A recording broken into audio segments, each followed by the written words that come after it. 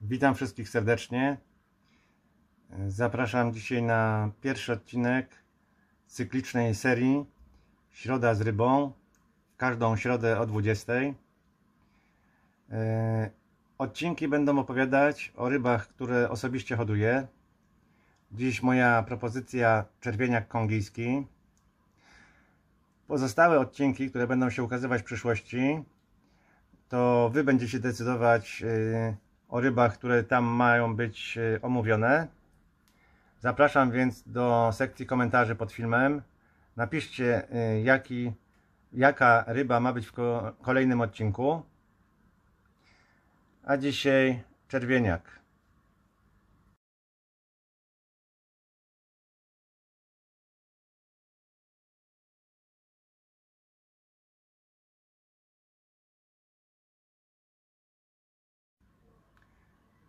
Czerwieniak kongijski to pielęgnica pochodząca z Afryki.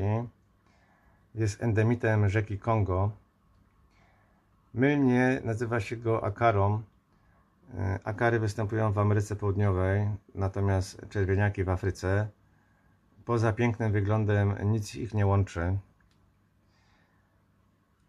Czerwieniak kongijski to ryba, którą powinno trzymać się w stadach. Ja posiadam stado liczące 16 sztuk. Osobiście uważam, że minimalne stado powinno liczyć tych sztuk 10. Minimalny zbiornik dla takiego stada 10 sztuk to 200, a najlepiej 250 litrów.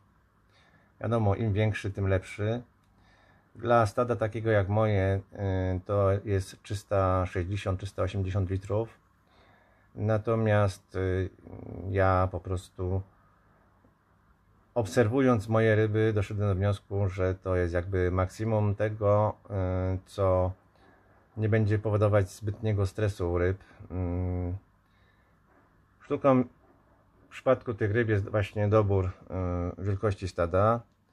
Przy niedomiarze ryb będą atakować inne ryby w akwarium, ponieważ najważniejsze jest w ich hodowli to, żeby było tak dużo innych czerwieniaków, żeby interesowały się tylko i wyłącznie nimi. Ryby wpuszczone do akwarium z nieodpowiednią obsadą zabiją te ryby pozostałe, które tam będą.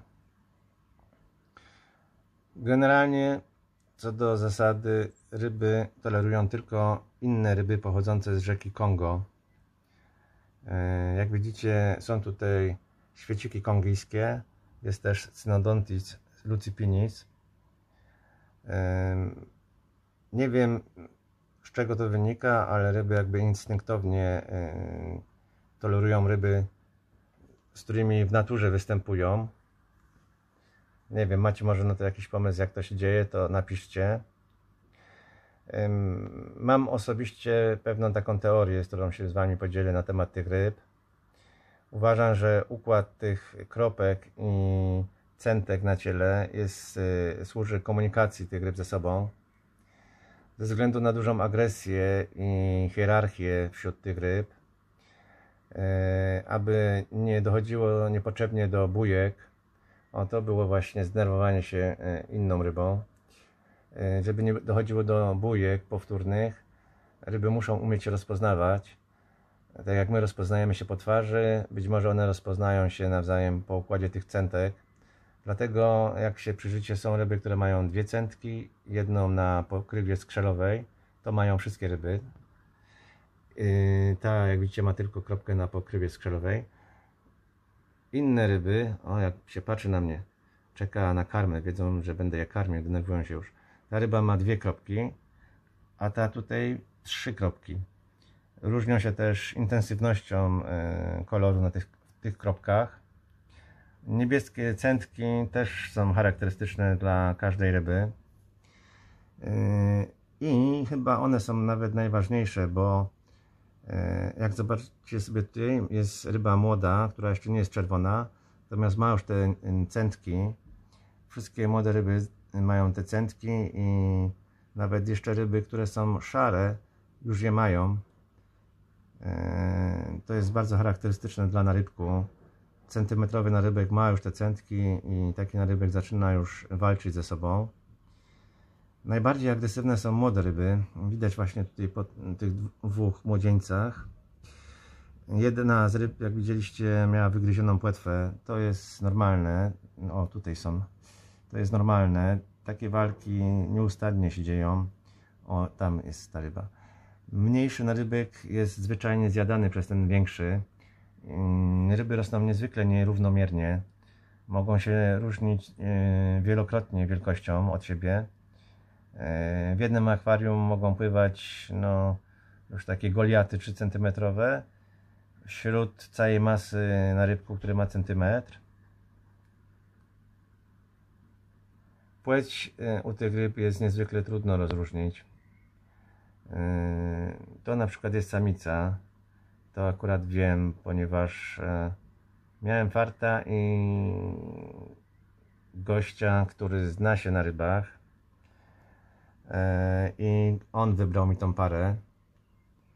Myślę, że też umiałbym wybrać taką parę dorosłych ryb. Przepraszam, to mój kot. Przepraszam jeszcze raz za kota. On już jest u kresu swoich dni i troszkę zwariował na koniec. Ogłuch, no i chodzi i miauczy, a że jest głuchy, to nie słyszy tego. I czasem jest dość nieznośny przez to. Ma już prawie 18 lat i mamy całą epopeję z weterynarzem teraz, ale to nieważne. W każdym razie ryby mógłbym sam wybrać, tak powiem. Choć to tak samo jak i mój kolega Rydiger, powiedziałbym, że na 80% jest to para. Tego nie można być nigdy pewnym. Jeżeli chcecie rozmnożyć te ryby, to należy właśnie mieć grupę. Trzeba ryby obserwować. W momencie, kiedy ryby chcą się rozmnożyć, tarło inicjuje samica. U tych ryb to tak samo jak u czerwieniaków, barwniaków, wszystko inicjuje samica. Samiec to jest taki leniwy władca akwarium.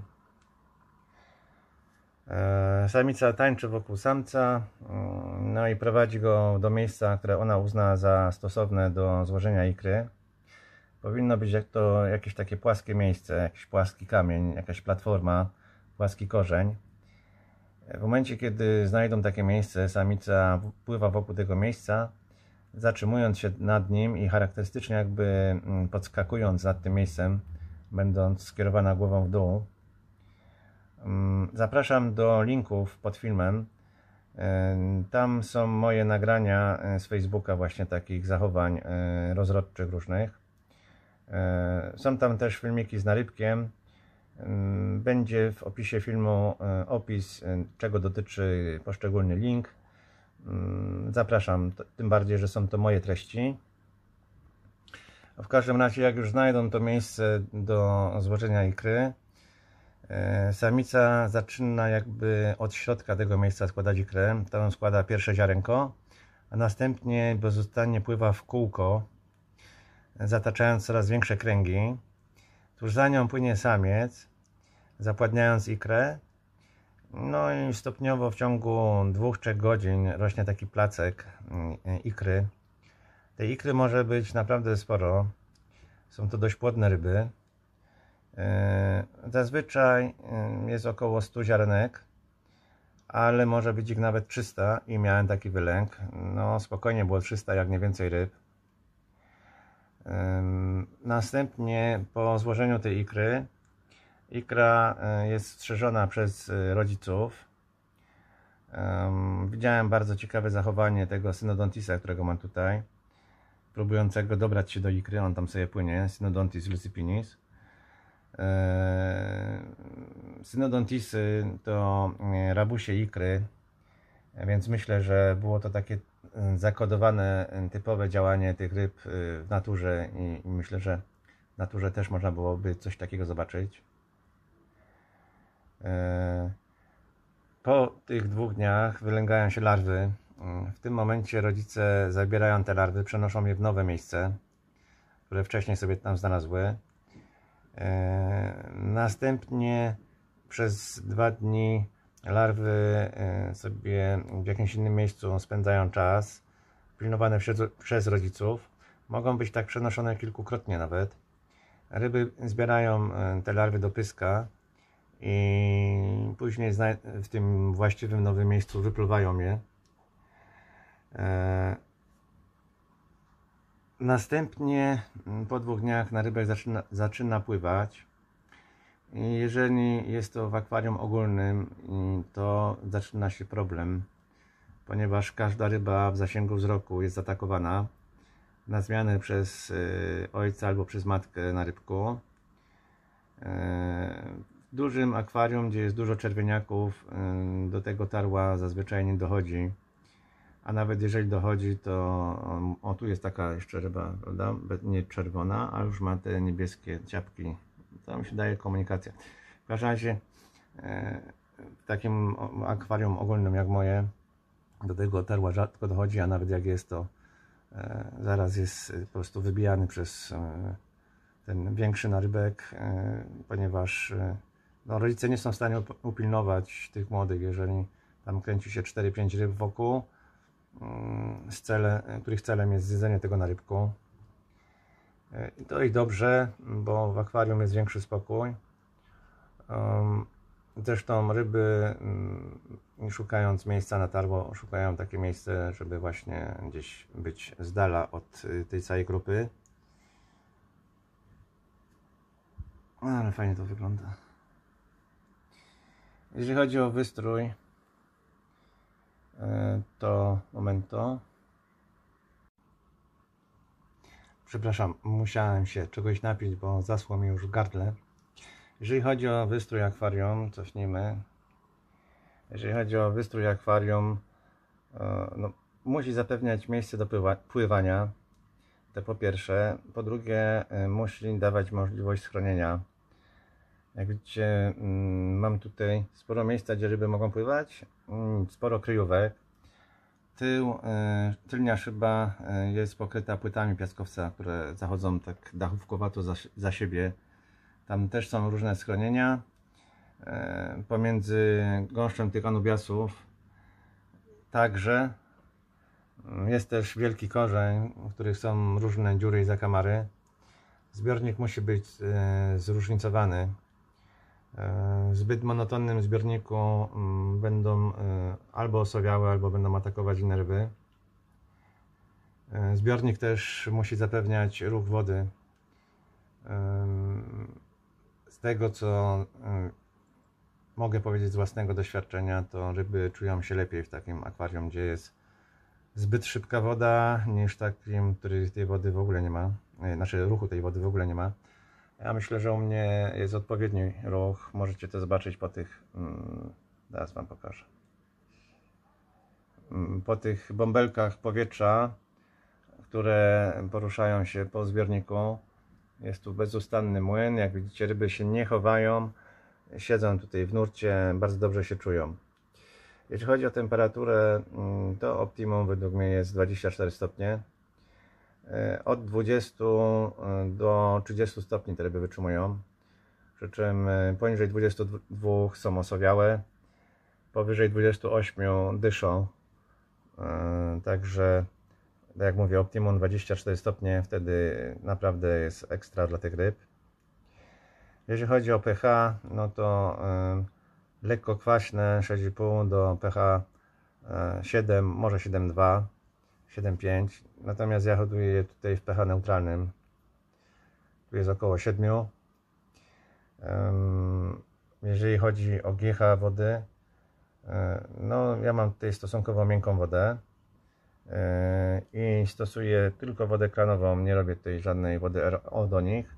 Natomiast moja woda kranowa to najczystsza woda w Niemczech i ona sama z siebie ma GH między 180 a 220, więc no, jest to raczej woda miękka. Natomiast myślę, że spokojnie możecie trzymać je w wodzie od miękkiej do średnio twardej. Co do twardej wody, nie umiem powiedzieć, jak się zachowują te ryby w takiej wodzie. No ponieważ trzymam je w takich warunkach i myślę, że dobrze wyglądają, więc chyba jest dobrze.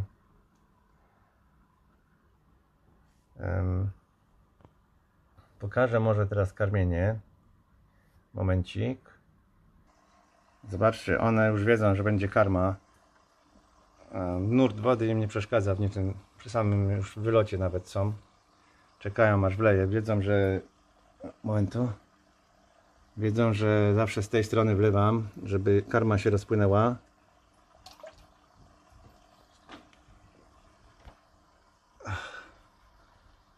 No, jak widać, śniegu pełno, tak? Natomiast na objętość to nie jest tak dużo. Tutaj podałem momento. To, co tak pływa, to oczywiście rozwielitka, więc to jest ten cały śnieg. A tutaj, co ryba ma w płysku, to jest gamarus. To jest ich ulubiona karma, gamarus. To odkryłem, nie wyczytałem tego nigdzie. Dobrze karmione ryby wysokobiałkową karmą są spokojniejsze, nie są agresywne. No jeżeli będą cierpieć na niedobory białka, to będą je znajdować w ciele innych ryb, będą obsługiwać im płetwy. Lubią taką właśnie większą karmę typu gamarus, może być euromysis. Artemia to taka tylko przekąska dla nich jest, trzeba tej artemii dużo naprawdę dać. Tyle co tej rozwielitki. Rozwielitka, jak widzicie, jest tak całkowicie ignorowana przez nie. No chyba, że nie mają nic lepszego. One wolą większą karmę.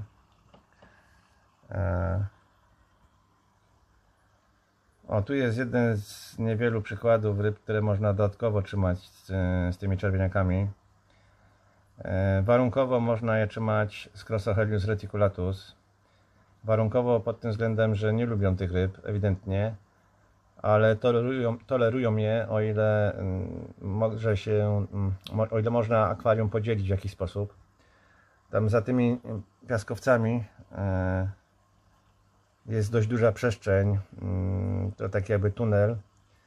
To jest miejsce, gdzie siedzą właśnie te Crossoheliusy, one głównie w nocy wypływają. Drugi warunkowy gatunek, który może żyć, to bocja. Tutaj macie ją. O. Tak, poza tym to jedyne dwa gatunki ryb spoza rzeki Kongo, o których mogę powiedzieć, że warunkowo można je trzymać. No, ja mam je z tego względu, że musiałbym je gdzieś indziej wpuścić, te Crossoheliusy, i to byłby problem dla mnie teraz. A wyłowienie ich stąd jest niemożliwe.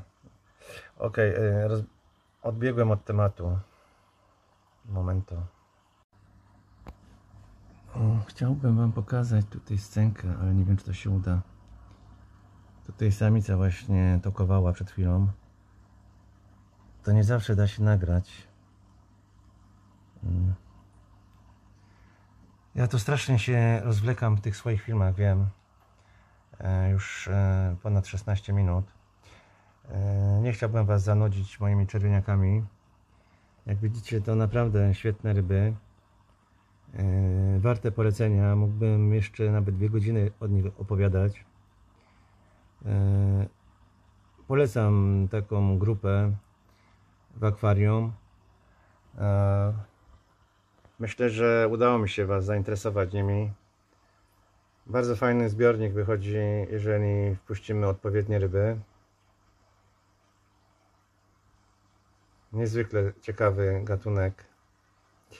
Na dzisiaj będzie to już koniec, żeby nie przewlekać. Mam nadzieję, że poruszyłem wszystkie tematy najważniejsze związane z tymi rybami. Zapraszam do sekcji opisu pod filmem. Będą tam linki do moich filmików, takich obserwacji, które są na Facebooku. Zobaczcie sobie tam. Ale ona tokuje cały czas tam. Tylko nie mogę tego...